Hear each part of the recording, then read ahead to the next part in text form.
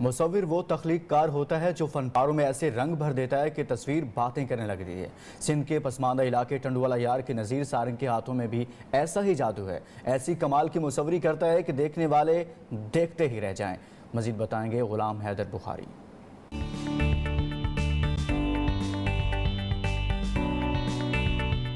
शायरों की तरह मुसव्विर भी हसास होते हैं जो अपनी तख्लीक में रंगों की मदद से जान डालता है।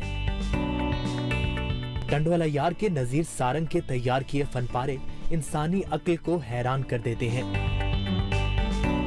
मुफलिसी का शिकार नज़ीर सारंग आज भी इस फन को जिंदा रखने के लिए कोशां है। अपनी मदद आपके तहत तलबा को इस फन की तालीम देने में मसरूफ है। कोशिश हमारी है कि उन बच्चों को जो ना, हम उनके शौक को जो ना दफन करना नहीं चाहते। हम चाहते हैं कि वो शौक जिंदा रहे। नज़ीर सारंग ने हुकूमत से मुतालबा किया है कि इस फन की सरपरस्ती की जाए ताकि इसे नई नस्ल में मुंतकिल किया जा सके। कैमरामैन शाहरुख के साथ सैयद गुलाम हैदर बुखारी, न्यू न्यूज़, टंडवाला यार।